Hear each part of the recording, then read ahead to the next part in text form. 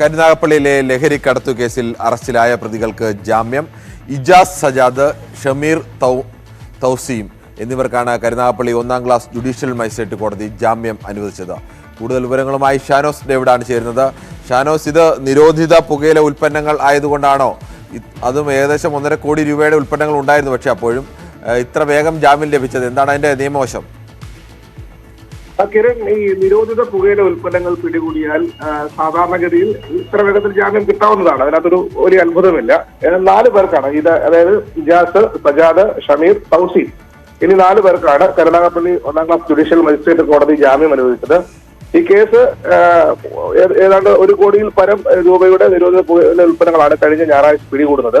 ഇതിൽ ചില CPM നേതാക്കന്മാർക്ക് ബന്ധമുണ്ട് എന്ന തരത്തിൽ വന്ന വാർത്തകളാണ് ഈ വാർത്തയെ ഏറ്റവും പ്രധാനപ്പെട്ട വാർത്തകൾ ഒന്നായി നിലനിർത്തിയിരുന്നത്. കാരണം ആലപ്പുഴ ജില്ലയിലെ പ്രധാനപ്പെട്ട CPM നേതാവായ ഷാനവാസിന്റെ വാഹനമാണ് ഇതിനു വേണ്ടി ഓടിയത്. ആ വാഹനമാണ് പിടികൂടിയതെന്ന വാർത്തയാണ് ഇതിനെ ഏറ്റവും പ്രധാനപ്പെട്ട വാർത്തയാക്കി നിലനിർത്തുന്നത്. എന്നാൽ ഷാനവാസ് വാഹനം ജയൻ എന്ന് പറയുന്ന ഇടുക്കി സ്വദേശിയായ ജയന് കരാറിന് കൊടുത്തിരിക്കുകയായിരുന്നു എന്നുള്ളതാണ് ഏറ്റവും പ്രധാനപ്പെട്ട കാര്യം. ഇന്നലെയും നമ്മുടെ കരുനാഗപ്പള്ളി പോലീസ് സ്റ്റേഷൻ നേരിട്ട് പോയി തന്നെ അന്വേഷിച്ചിരുന്നപ്പം ഈ പറയുന്ന ഷാനവാസിനടക്കം ഉള്ള ആളുകളുടെ പങ്ക് തെളിയിക്കാൻ പോലീസിന് കഴിയുന്നില്ല.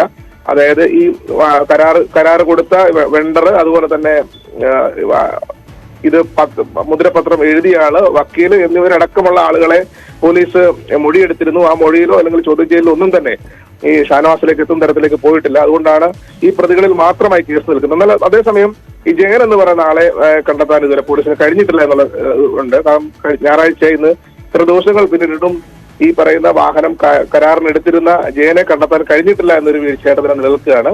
എന്തായാലും ഇന്നലെ വൈകുന്നേരമാണ് കരുനാഗപ്പള്ളി ജുഡീഷ്യൽ 1-ാം ക്ലാസ് മജിസ്ട്രേറ്റ് കോടതി ഈ 4 പേർക്ക് ജാമ്യം അനുവദിച്ചത്. വിവരങ്ങൾ നൽകിയത്.